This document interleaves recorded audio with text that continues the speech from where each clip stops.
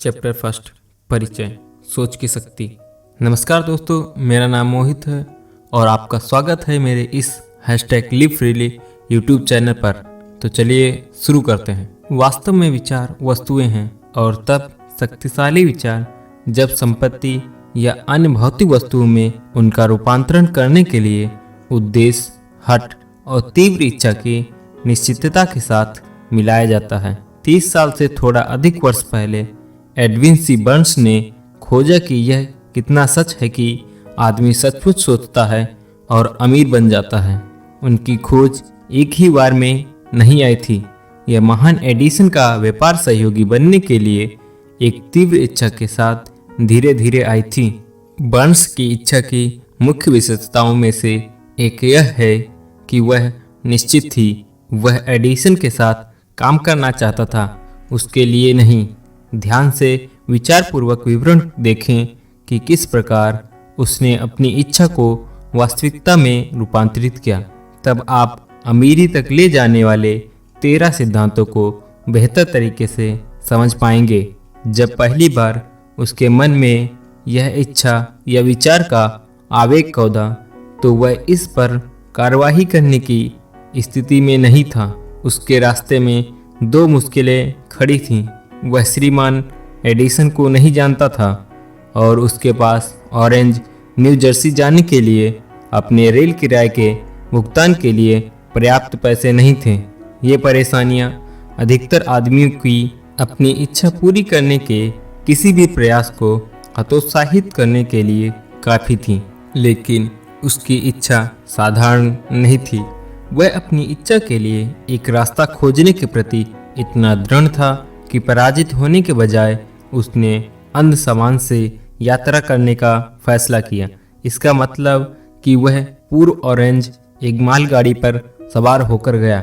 उसने खुद को श्रीमान एडिसन की प्रयोगशाला में प्रस्तुत किया और घोषणा की कि वह आविष्कारक के साथ व्यापार करने के लिए आया है।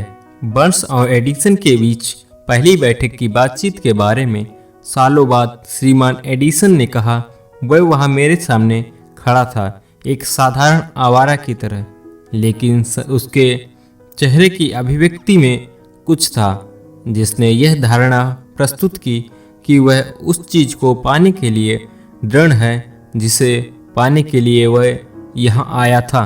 मैंने लोगों के साथ सालों के अनुभव से सीखा था कि जब एक आदमी वास्तव में इतनी गहराई से एक चीज़ को पाने की इच्छा करता है कि वह इसे पाने के लिए अपने पूरे भविष्य को चक्के के एक घुमाव के दांव पर लगाने को तैयार हो जाता है, तो उसकी जीत निश्चित होती है। मैंने उसे वह अवसर दिया जो उसने मांगा, क्योंकि मैंने देखा कि उसने तब तक कार्यवाही करने का मन बना लिया था जब तक कि सफलता नहीं मिलती। बाद में यह साबित हो गया कि उसने कोई गलती नहीं की गई थी। उस अवसर पर जो कुछ भी युवा बर्न्स ने श्रीमान एडिसन से कहा, वह उससे कहीं कम महत्वपूर्ण था जो उसने सोचा था। एडिसन ने खुद ऐसा कहा था। यह उस युवा का रंग रूप नहीं हो सकता था जिसने उसे एडिसन के कार्यालय में अपनी शुरुआत दी, क्योंकि वह तो निश्चित रूप से उसके खिलाफ थी। यह तो उसकी सोच थी जिससे भरोसा हुआ। यदि इस बयान का महत्व इसे पढ़ने वाले हर व्यक्ति तक पहुंच पाता तो इस किताब के शेष भागों की कोई ज़रूरत नहीं होती। बर्न्स को अपने पहले साक्षात्कार में एडिसन की साझेदारी नहीं मिली थी। उसे एक बहुत ही मामूली मजदूरी पर एडिसन के कार्यालयों में काम करने का अवसर मिला। ऐसा काम जो कि एडिसन के लिए महत्वहीन था, लेकिन बर्न्स के लिए सबसे अधिक महत्वपूर्ण था, क्योंकि इसने उसे अपना व्यापारिक माल प्रदर्शित करने का अवसर दिया जहां उसका भावी साझेदार इसे देख सकता था। महीनों गुजर गए। स्पष्ट रूप से उस प्रतिष्ठित लक्ष्य को जो बर्न्स ने निश्चित प्रमुख उद्देश्य के रूप में अपने दिमाग में स्थापित किया था, उसे लाने के लिए कुछ भी नहीं हुआ। लेकिन बर्न्स के मन में कुछ महत्वपूर्ण घटित हो रहा था। एडिसन का व्यापार सहयोगी बनने की अपनी इच्छा को वह लगातार तेज कर रहा था। मनोवैज्ञानिक ने ठीक ही कहा है कि जब कोई व्यक्ति किसी एक बात के लिए सचमुच तैयार होता है तो वह उसकी बाह्य आकृति में झलकने लगता है। मर्स एडिसन के साथ एक व्यापार साझेदारी के लिए तैयार था। इसके अलावा वह तब तक तैयार रहने पर दृढ़ था जब तक कि वह उसे प्राप्त न कर ले जिसे वह खोज रहा था। उसने अपने आप से यह नहीं कहा था, क्या फायदा है, मैं यहाँ मन बदल लूँगा और एक सेल्समैन की नौकरी पाने का प्रयास करूँगा, बल्कि उसने यह कहा था, मैं यहाँ एडिसन के साथ व्यापार करने आया था और यदि इसमें मेरा शेष जीवन भी लगता है तो मैं इसे अंत तक पूरा करूँगा। उसका यही मतलब था। लोगों के प्रयास कहने के लिए कितनी अलग कहानी रहती है अगर वे एक निश्चित उद्देश्य अपनाते और उस उद्देश्य के साथ तब तक खड़े रहते। उनके सब कुछ पाने वाला जुनूनी बनने का समय होता। जब अवसर आया तो यह वंश की उम्मीद की तुलना में एक अलग रूप में और एक अलग दिशा से प्रकट हुआ था। वह अवसर की चालों में से एक है।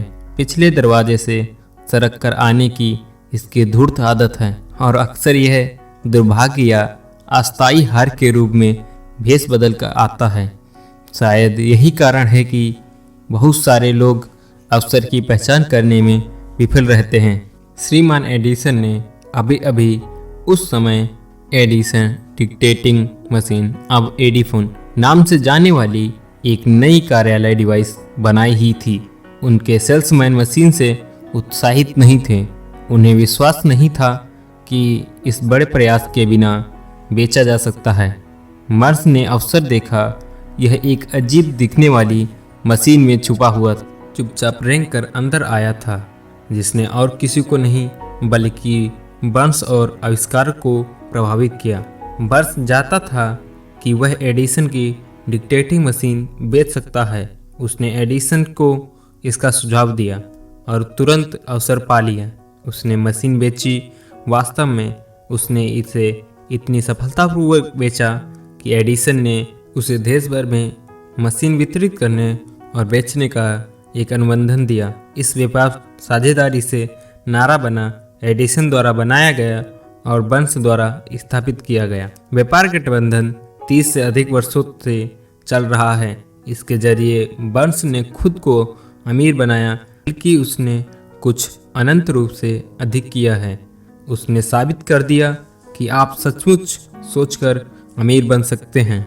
मेरे पास यह जानने का कोई तरीका नहीं है कि बर्न्स की मूल इच्छा उसके कितना वास्तविक नकद के लायक रही है। शायद इसने उसे 2 या 3 लाख डॉलर दिलाया है, लेकिन यह राशि जो भी हो वह महत्वहीन बन जाती है जब इसकी तुलना उसके द्वारा निश्चित ज्ञान के रूप में प्राप्त की गई उस अधिक बड़ी संपत्ति से की जाती है कि विचार के एक अमूर्त आवेग को ज्ञात सिद्धांतों के अनुप्रयोग के द्वारा इसे भौतिक प्रतिरूप में बदला जा सकता है।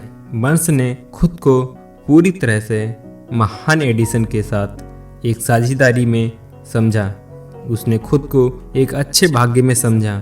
उसके पास आरंभ करने के लिए कुछ नहीं था सिवाय यह जानने की क्षमता के कि वह क्या चाहता है और इच्छा के साथ तब तक खड़े रहने की दृढ़ संकल्प के जब तक यह वास्तविकता न बन जाए। उसके पास शुरू करने के लिए पैसा नहीं था। उसके पास शिक्षा थी, लेकिन बहुत कम। वह कोई प्रभावशाली व्यक्ति नहीं था, लेकिन उसके पास पहल, विश्वास और जीतने की इच्छा थी। इन अमूर्त शक्तियों के साथ उसने खुद को आज तक के महानतम आविष्कारक के साथ पर एक व्यक्ति बनाया। अब एक अलग स्थिति से देखते हैं और एक आदमी का अध्ययन करते हैं जिसके पास धन के अनेक अमूर्त साधन थे, लेकिन उसने इन्हें खो दिया क्योंकि वह उस लक्ष्य से जिसे वह खोज रहा था महज 3 फुट पहले रुक गया था। सोने से 3 फुट पहले। विफलता के सबसे सामान्य कारणों में से एक अस्थायी हार द्वारा पैदा होने वाली अड़चन के कारण भाग खड़े होने की आदत है। हर व्यक्ति कभी न कभी इस गलती का दोषी होता है। आर.यू. डार्बी के एक अंकल गोल्ड रश के दिनों में स्वर्ण बुखार से ग्रसित हो गए थे और खुदाई करके अमीर बनने पश्चिम चले गए थे। उन्होंने कभी नहीं सुना था कि पृथ्वी से निकाले गए आज तक के सोने की तुलना में अधिक सोना आदमियों के दिमाग से खनन किया गया है। उन्होंने दावा किया और कुदाली और फावड़े से काम करने चले गए। जाना बहुत कठिन था, लेकिन सोने की उनकी लालसा निश्चित थी। सप्ताहों के श्रम के बाद वे चमकने वाले अयस्क की खोज के द्वारा पुरस्कृत हुए। अयस्क को सतह पर लाने के लिए उन्हें मशीनरी की जरूरत थी। उन्होंने चुपचाप खदान को ढक दिया। विलियम्सबर्ग, मैरीलैंड में अपने घर की ओर जाने वाले नक्शे कदमों को दोहराया। अपने रिश्तेदारों और कुछ पड़ोसियों को खोज के बारे में बताया। उन्होंने आवश्यक मशीनों के लिए पैसा इकट्ठा किया, उसे भिजवा दिया। अंकल और डार्बी खदान का काम करने के लिए वापस चले गए। अयस्क की पहली कार का खनन किया गया और उसे एक प्रगलनशाला को भेज दिया गया। उसके लाभ ने साबित कर दिया कि उनके पास कोलोराडो की सबसे समृद्ध खानों में से एक थी। अयस्क की कुछ और कारें कर्जे को निपटा देती, तब एक बड़ा लाभ हाथ आता। खुदाई गहरी होती गई। डार्बी और अंकल की उम्मीदें ऊपर चढ़ती गईं। फिर कुछ हुआ। स्वर्ण अयस्क की वाहिनी गायब हो गई। वे इंद्रधनुष के अंत तक पहुंच गए थे और सोने का कटोरा अब नहीं रह गया था। फिर से वाहिका खोजने की कोशिश करते हुए वे बेतहाशा खुदाई करते रहे, पर कोई फायदा नहीं हुआ। अंत में उन्होंने छोड़ देने का फैसला किया। उन्होंने सारी मशीनरी कुछ $100 में एक कबाड़ी को बेच दी और वापस घर के लिए ट्रेन पकड़ ली। कुछ कबाड़ी बेवकूफ़ होते हैं, लेकिन यह नहीं था। उसने खदान को देखकर एक छोटी सी गणना करने के लिए एक खनन इंजीनियर को बुलाया। इंजीनियर ने सलाह दी कि परियोजना विफल रही है क्योंकि मालिक कमियों की लाइनों से परिचित नहीं था। उसकी गणना ने दिखाया कि खुदाई उस जगह से महज 3 फुट दूर होती जहां पर डार्बी ने खुदाई बंद कर दी थी, और वह बिल्कुल उसी जगह पर पाई गई। कबाड़ी ने खदान से अयस्क में करोड़ों डॉलर कमाए क्योंकि वह हार मानने से पहले विशेषज्ञ की सलाह लेने से के बारे में पर्याप्त जानता था। अधिकांश पैसा जो मशीनरी में चला गया था, R.U. डार्बी, जो तब एक बहुत ही युवा आदमी था, के प्रयासों से प्राप्त हुआ था। वह पैसा उसके रिश्तेदारों और पड़ोसियों के उसमें विश्वास के कारण प्राप्त हुआ था। उसने हर डॉलर का भुगतान किया, हालांकि ऐसा करने में उसे सालों लगे। लंबे समय बाद श्रीमान डार्बी ने अपने नुकसान की कई गुना भरपाई कर ली जब उन्होंने यह खोज कर ली कि इच्छा को सोने में रूपांतरित किया जा सकता है। यह खोज उनके जीवन बीमा बेचने के व्यवसाय में जाने के बाद हुई, यह याद करते हुए कि उसने एक बहुत बड़ा सौभाग्य खो दिया क्योंकि वह सोने से 3 फीट पहले ही रुक गया था। डार्बी को अपने चुने हुए कार्य में इस अनुभव से लाभ हुआ, खुद से यह कहने की एक सरल विधि द्वारा कि मैंने सोने से 3 फुट पहले रुक गया था, लेकिन अब मैं कभी भी इसलिए नहीं रुकूंगा कि जब मैं लोगों को बीमा खरीदने के लिए कहता हूं तो वे नहीं कहते हैं। डार्बी सालाना $1 लाख से अधिक का जीवन बीमा बेचने वाले 50 लोगों में से भी कम लोगों के एक छोटे समूह के सदस्यों में से एक है। वे सोने की खनन के कारोबार में अपने छोड़ देने से सीखे हुए सबक से चिपके रहने की योग्यता के ऋणी हैं। किसी भी आदमी के जीवन में सफलता आने से पहले उसे काफ़ी अस्थायी असफलता और शायद कुछ पराजय मिलना तय है। जब पराजय एक आदमी को काबू करती है तो सबसे आसान और सबसे तार्किक बात उसे छोड़ देना होता है। ज़्यादातर लोग बिल्कुल यही करते हैं। इस देश के सभी तक के सबसे सफल लोगों में से 500 से अधिक लोगों ने लेखक को बताया कि उनकी सबसे बड़ी सफलता उन्हें मिली हार के बिंदु से परे सिर्फ एक कदम आगे मिली। विफलता विडंबना और चालाकी की एक गहरी भावना वाली एक चालबाजी है। यह सफलता पर लगभग पहुंचे हुए व्यक्ति को ठोकर मारने में बड़ा आनंद लेती है। दृढ़ता में एक 50 सेंट का सबक। श्रीमान डार्बी के हार्ड नॉक विश्वविद्यालय से अपनी डिग्री प्राप्त करने और सोने के खनन के कारोबार में अपने अनुभव से लाभ उठाने का फैसला करने के तुरंत बाद ही उनके पास एक अवसर पर सौभाग्य उपस्थित था, जिसने उनके सामने साबित किया कि जरूरी ही नहीं कि नहीं का मतलब नहीं हो। एक दोपहर वे एक पुराने जमाने की चक्की में गेहूं पीसने में अपने अंकल की मदद कर रहे थे। अंकल एक बड़ा खेत संचालित करते थे जिस पर बहुत से काले बटाईदार किसान रहते थे। बहुत धीरे से दरवाज़ा खुला और एक छोटी सी काली बच्ची बटाईदार की बेटी अंदर आई और दरवाजे के पास खड़ी हो गई। अंकल ने ऊपर नज़र घुमाई, बच्ची को देखा और बुरी तरह से उस पर चिल्लाकर बोले, तुम क्या चाहती हो? बच्ची ने नरमी से जवाब दिया, मेरी माँ कहती हैं उसे 50 सेंट भेज दो। मैं ऐसा नहीं करूँगा, अंकल ने जवाब दिया। अब तुम घर भागो। हाँ अच्छा, बच्ची ने उत्तर दिया। लेकिन वह गए नहीं। अंकल अपने काम में लग गए। वह अपने काम में इतने व्यस्त हो गए कि उन्होंने ये देखने पर जरा भी ध्यान नहीं दिया कि वह बच्ची गई नहीं है। जब उन्होंने दोबारा ऊपर देखा और उसे अभी भी वहाँ खड़े देखा तो वे उस पर चिल्लाए, मैंने तुम्हें अपने घर जाने के लिए कहा था, अब जाओ, नहीं तो मैं तुम्हारे पास आता हूँ। छोटी लड़की ने कहा, ठीक है, लेकिन वह 1 इंच भी नहीं हिली।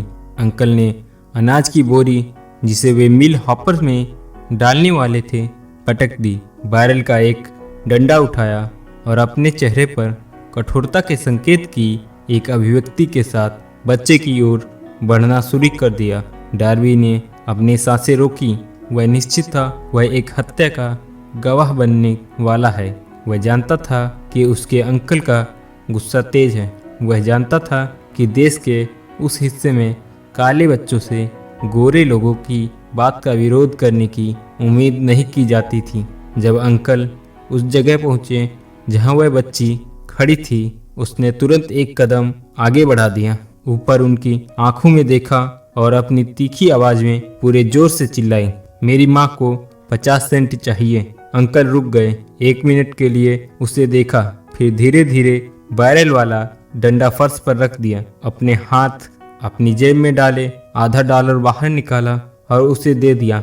बच्ची ने पैसे लिए और उस व्यक्ति पर से जिस पर उसने अभी अभी विजय प्राप्त की थी, अपनी आंखें बिल्कुल हटाए बिना धीरे से वापस दरवाजे की ओर चली गई। उसके चले जाने के बाद अंकल एक बॉक्स पर बैठ गए और खिड़की से बाहर आसमान में 10 मिनट से भी अधिक समय तक ताकते रहे, विस्मय से उस भारी हार पर जो उन्हें अभी मिली थी। वे विचारमग्न थे। श्रीमान डार्बी भी कुछ सोच रहे थे। उनके सारे अनुभव में यह पहली बार था कि उसने किसी काली बच्चे को जानबूझकर किसी गोरे वयस्क व्यक्ति पर प्रभुत्व प्राप्त करते देखा था। उसने यह कैसे किया? उनके अंकल को क्या हुआ जिसके कारण उन्होंने अपनी बर्बरता खो दी और एक भेड़ के बच्चे की तरह विनम्र बन गए? उस बच्ची ने कौन सी अजीब शक्ति का इस्तेमाल किया जिसने उसे उससे बड़े पर जीत दिलाई थी? ये और अन्य इसी तरह के सवाल डार्बी के मन में चमके, लेकिन वे सालों बाद तक जब उन्होंने मुझे ये कहानी सुनाई उसका जवाब नहीं ढूंढ पाए थे। हैरत की बात है, इस असामान्य अनुभव की कहानी लेखक को उसी पुरानी मिल में सुनाई गई, ठीक उसी जगह जहां अंकल को उनकी भारी हार मिली थी। यह भी हैरत की बात है, मैंने 1 सदी का लगभग 1/4 भाग उस शक्ति के अध्ययन में समर्पित किया था जिसने एक अज्ञानी अनपढ़ काले बच्चे को एक बुद्धिमान आदमी से जीतने में सक्षम बना दिया था। जैसा कि हम वहाँ पुरानी मिल में खड़े थे, श्रीमान डार्बी ने असामान्य विजय की कहानी दोहराई और यह पूछते हुए समाप्त किया, आप इसके बारे में क्या कर सकते हैं? कौन सी अजीब शक्ति उस बच्ची ने उपयोग की जिसने मेरे अंकल को पूरी तरह से हरा दिया? उनके सवाल का जवाब इस पुस्तक में वर्णित सिद्धांतों में मिल जाएगा। जवाब पूरा है।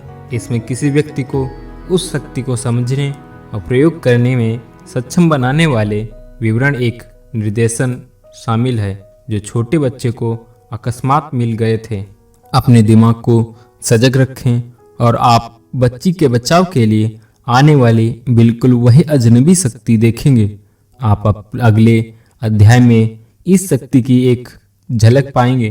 कहीं न कहीं इस पुस्तक में आप एक युक्ति पाएंगे जो आपकी ग्रहणशील शक्तियों को बढ़ा देगी और आपके अपने फायदे के लिए वही प्रबल शक्ति आपके नियंत्रण में दे देगी। इस शक्ति के बारे में जागरूकता आपके पास पहले अध्याय में आ सकती है। यह बाद वाले अध्यायों में आपके दिमाग में सूझ सकती है।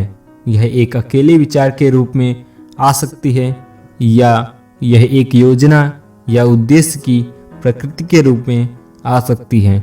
यह आपको विफलता या हार के आपके अतीत के अनुभवों में वापस ले जा सकती है और कुछ सबक सतह पर ला सकती है जिसके द्वारा आप हार के माध्यम से खोया हुआ सब कुछ पुनः प्राप्त कर सकते हैं। श्रीमान डार्बी को उस काले बच्चे द्वारा अनजाने में इस्तेमाल की गई शक्ति के बारे में मेरे बताने के बाद उन्होंने तुरंत एक जीवन बीमा विक्रेता के रूप में अपने अनुभव के 30 साल को दोहराया और ईमानदारी से स्वीकार किया कि उस क्षेत्र में उनकी सफलता जो कोई छोटी मोटी नहीं है, उस सबक के कारण है जो उन्होंने बच्चे से सीखा था।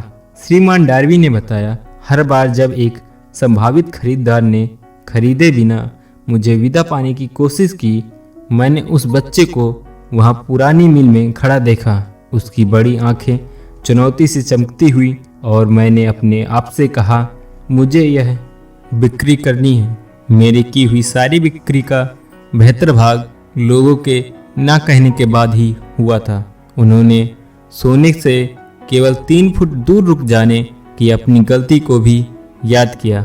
उन्होंने कहा, लेकिन वह अनुभव के वेश में एक वरदान थी। इसने मुझे जारी रखे रहना सिखाया। इससे कोई फर्क नहीं पड़ता कि चलना कितना भी मुश्किल हो। एक सबक जिसे किसी भी चीज़ में सफल होने से पहले मुझे सीखने की ज़रूरत थी। श्रीमान डार्बी और उनके अंकल काली बच्ची और सोने की खान की यह कहानी है। निसंदेह उन सैकड़ों लोगों द्वारा पढ़ी जाएगी जो जीवन बीमा बेचकर अपना जीवन यापन करते हैं और इन सब के लिए लेखक सुझाव की पेशकश करना चाहता है कि डार्बी हर साल $1 लाख से अधिक का जीवन बीमा बेचने की अपनी क्षमता के लिए इन 2 अनुभवों का ऋणी है। जीवन अजनबी है और अक्सर अति सूक्ष्म सफलताओं और असफलताओं दोनों की जड़ें साधारण अनुभवों में होती हैं। श्रीमान डार्बी के अनुभव काफ़ी सामान्य और सरल थे, फिर भी वे जीवन में उनके भाग्य का जवाब रखते थे। इसलिए वे उतने ही महत्वपूर्ण थे उनके लिए जितना कि स्वयं जीवन। उनको इन 2 नाटकीय अनुभवों से लाभ हुआ क्योंकि उन्होंने उनका विश्लेषण किया और उनका सिखाया सबक प्राप्त किया। उस आदमी का क्या जिसके पास न समय है न ही ज्ञान की खोज में विफलता का अध्ययन करने का झुकाव जो सफलता की ओर ले जा सकता है। हार को अवसर की सीढ़ियों में परिवर्तित करने की कला वह वो कहाँ और कैसे सीखने वाला है। इस किताब को इन्हीं सवालों के जवाब में लिखा गया है। इनके जवाब 13 सिद्धांतों के वर्णन में कहे जाते हैं, लेकिन याद रहे जैसे जैसे आप पढ़ते हैं तो शायद उस सवाल का जिसने आपको जीवन की विचित्रता पर विचार करने का कारण दिया है, जो जवाब आप चाहते हो वह शायद आपके अपने दिमाग में किसी विचार, योजना या उद्देश्य के माध्यम से पाया जा सकता है, जो शायद पढ़ते हुए आपके दिमाग में खोद जाता है। एक ठोस विचार ही वह सब कुछ है जो आपको सफलता हासिल करने के लिए चाहिए। इस पुस्तक में वर्णित सिद्धांतों में उपयोगी अवधारणाएं बनाने के ज्ञात संबंधित उपाय और साधनों में से सबसे अच्छे और सबसे व्यवहारिक उपाय शामिल हैं। इससे पहले कि हम इन सिद्धांतों का वर्णन करने के लिए अपने दृष्टिकोण में आगे बढ़ें, हम विश्वास करते हैं कि आप यह महत्वपूर्ण सुझाव प्राप्त करने के हकदार हैं। जब अमीरी आना शुरू होती है तो वह इतनी जल्दी आती है, ऐसी बड़ी बहुतायत में कि आप आश्चर्य करते हैं ये उन सभी मंदी के सालों के दौरान कहाँ छुपी हुई थी। यह एक चौंकाने वाला बयान है और अन्य सब भी इसी तरह। जब हम आम धारणा को ध्यान में लाते हैं कि अमीरी कठिन और लंबे समय तक काम करने वाले लोगों को ही मिलती है, जब आप सोचना और अमीर बनना शुरू करते हैं, आप देखेंगे कि अमीर मन की एक अवस्था से उद्देश्य की निश्चितता के साथ बहुत थोड़ी या बिल्कुल भी मेहनत नहीं से शुरू होती है। आप और हर अन्य व्यक्ति को यह जानने में रुचि लेनी चाहिए कि किस प्रकार दिमाग की उस अवस्था को प्राप्त किया जाए जो अमीरी को आकर्षित करे। मैंने 25,000 से अधिक लोगों का विश्लेषण करते हुए अनुसंधान में 25 साल बिता दिए, क्योंकि मैं भी जानना चाहता था उस तरह से लोग अमीर कैसे बनते हैं। उस अनुसंधान के बिना यह पुस्तक नहीं लिखी जा सकती थी। यहाँ एक बहुत ही महत्वपूर्ण सच्चाई पर ध्यान देते हैं, अर्थात व्यापार मंदी 1929 में शुरू हुई थी और विनाश के रिकॉर्ड समय तक जारी रही, जब तक कि कुछ समय बाद राष्ट्रपति रूजवेल्ट ने कार्यालय में प्रवेश किया। फिर मंदी शून्य में फीकी होनी शुरू हो गई, बिल्कुल उसी तरह जैसे एक थिएटर में एक बिजली मिस्त्री इतने धीरे धीरे रोशनी उठाता है कि आपके इसे महसूस करने से पहले अंधेरा प्रकाश में परिवर्तित हो जाता है। ऐसे ही लोगों के मन में भय का जादू धीरे धीरे फीका हो जाता है और विश्वास बन जाता है। बहुत बारीकी से निरीक्षण करें। जितनी जल्दी आप इस दर्शन के सिद्धांतों पर प्रभुत्व प्राप्त करते हैं और उन सिद्धांतों को लागू करने के लिए निर्देशों का पालन करना शुरू करते हैं, आपकी वित्तीय स्थिति में सुधार आना शुरू हो जाएगा और जिस चीज को भी आप छुएंगे वह आपके लाभ के लिए संपत्ति में बदलना शुरू हो जाएगी। असंभव बिल्कुल नहीं। मानव जाति की मुख्य कमजोरियों में से एक औसत आदमी का असंभव शब्द के साथ परिचय होना है। वह उन सभी नियमों को जानता है जो काम नहीं करेंगे। वह उन सभी चीज़ों को जानता है जिन्हें नहीं किया जा सकता है। इस किताब को उन लोगों के लिए लिखा गया है जिन्हें उन नियमों की तलाश है जिन्होंने दूसरों को सफल बना दिया है और जो सब कुछ उन नियमों के लिए दांव पर लगाने को तैयार हैं। कई साल पहले मैंने एक बढ़िया शब्दकोश खरीदा था। पहली बात जो मैंने इसके साथ की वह थी असंभव शब्द पर जाना और उसे बड़े करीने से किताब से हटा देना। आपके लिए ऐसा करना कोई मूर्खता की बात नहीं होगी। सफलता उन लोगों को मिलती है जो सफलता के प्रति सचेत हो जाते हैं। असफलता उन लोगों को मिलती है जो उदासीनता से खुद को असफलता के प्रति जागरूक बनने की अनुमति देते हैं। इस पुस्तक का उद्देश्य उन लोगों की मदद करना है जिन्हें दिमाग की विफलता की चेतना को सफलता की चेतना में बदलने की कला सीखने के लिए इसकी तलाश है। कुल मिलाकर बहुत से लोगों में पाई जाने वाली एक और कमजोरी स्वयं के विचार और मान्यताओं द्वारा हर चीज और हर किसी को मापने की आदत है। कुछ लोग जो इसे पढ़ेंगे वे विश्वास करेंगे कि कोई भी सोचकर अमीर नहीं बन सकता है। वे अमीरी के दृष्टिकोण से नहीं सोच सकते हैं क्योंकि उनकी सोच की आदत गरीबी, अभाव, दुख, विफलता और हार से भरी हुई है। वे दुर्भाग्यपूर्ण लोग मुझे एक प्रमुख चीनी की याद दिलाते हैं जो अमेरिकी मायनों में शिक्षित होने के लिए अमेरिका आया था। उसने शिकागो विश्वविद्यालय में दाखिला लिया। एक दिन राष्ट्रपति हार्पर इस युवा ओरिएंटल से परिसर में मिले। कुछ मिनट उसके साथ बातचीत करने के लिए रुके और पूछा कि अमेरिकी लोगों की कौन सी सबसे ज़्यादा ध्यान दिए जाने लायक विशेषता ने उसे प्रभावित किया था। क्यों? आश्चर्यचकित चीनी बोला।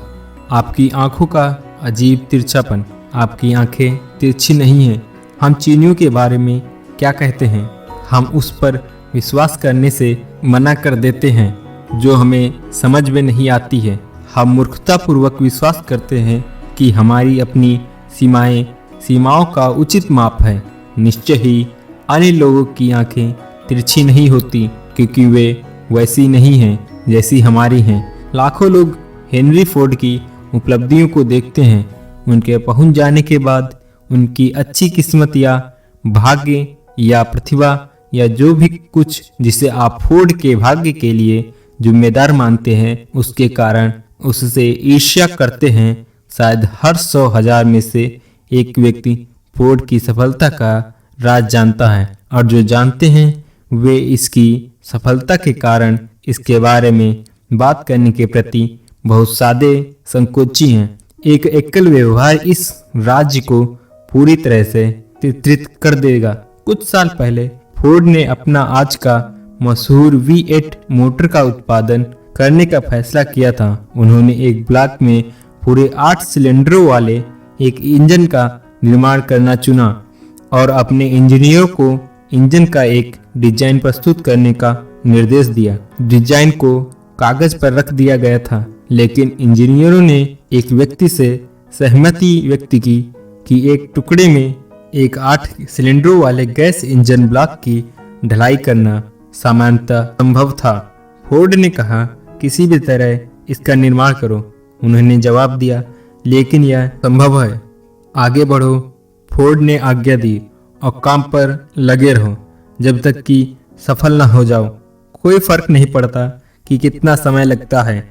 इंजीनियर आगे बढ़े। यदि उन्हें फोर्ड का कर्मचारी बने रहना था तो उनके पास करने के लिए और कुछ भी नहीं था। 6 महीने गुजर गए, कुछ नहीं हुआ। अन्य 6 महीने और बीत गए और अभी भी कुछ नहीं हुआ।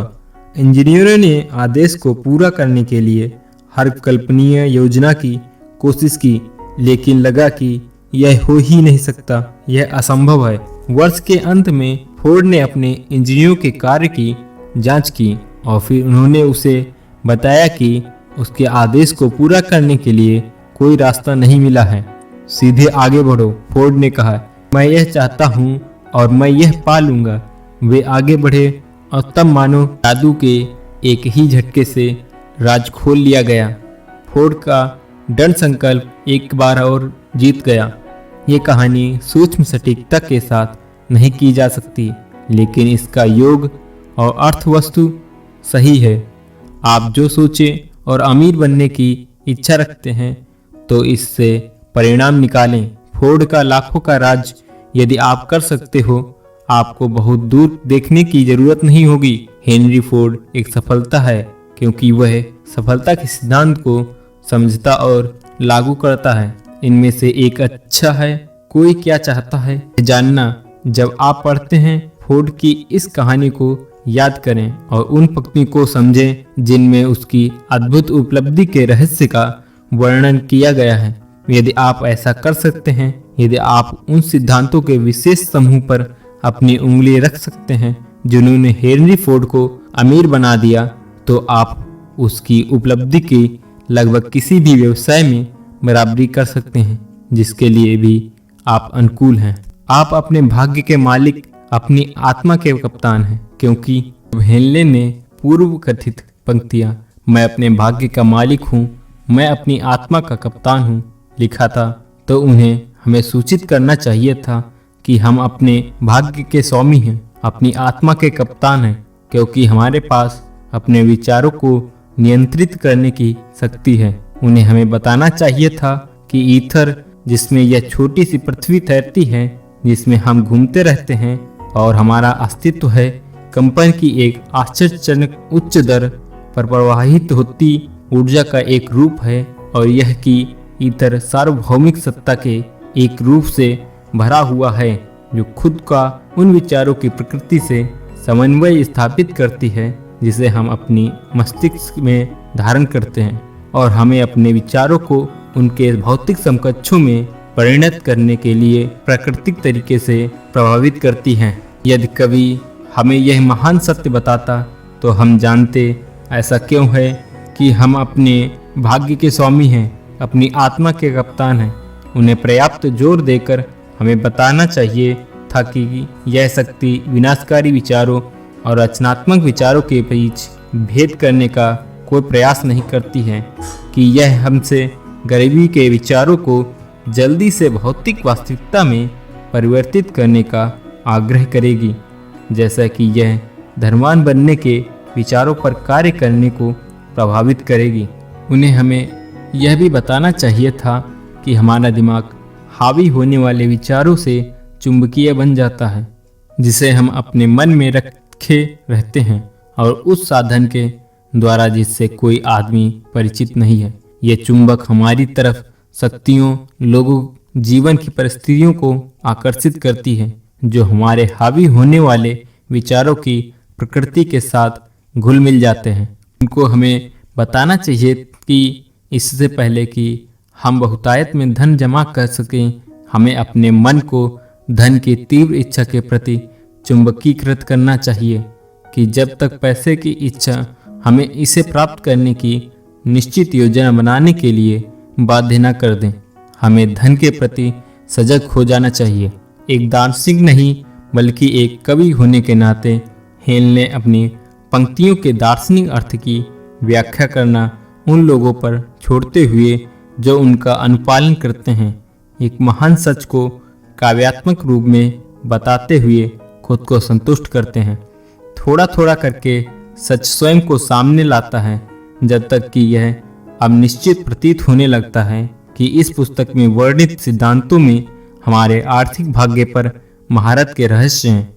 अब हम इन सिद्धांतों में से पहले की जांच करने के लिए तैयार हैं। ग्रहणशीलता की भावना बनाए रखें और जैसे जैसे आप पढ़ते जाते हैं, याद रखें कि वे किसी एक आदमी का आविष्कार नहीं है। सिद्धांत को 500 से अधिक ऐसे लोगों के जीवन के अनुभवों से एकत्र किया गया था जिन्होंने वास्तव में भारी मात्रा में धन जमा किया था। ऐसे लोगों से जिन्होंने गरीबी में लेकिन बहुत कम शिक्षा के साथ प्रभाव के बिना शुरुआत की थी। जिस सिद्धांतों ने इन लोगों के लिए काम किया, आप उन्हें अपने खुद के स्थायी लाभ के लिए काम करने के लिए उपयोग कर सकते हैं। यह करना आपको मुश्किल नहीं लगेगा, यह आसान होगा। आप अगला अध्याय पढ़ने से पहले मैं आपको यह बताना चाहता हूँ कि यह तथ्यात्मक जानकारी देना चाहता हूँ जो आपके पूरे वित्तीय भाग को आसानी से बदल सकती है, जैसा कि यह वर्णन किए गए दो लोगों के लिए निश्चित रूप से अद्भुत अनुपात में परिवर्तन लाया है। मुझे लगता है कि यह भी आप जानना चाहते हैं।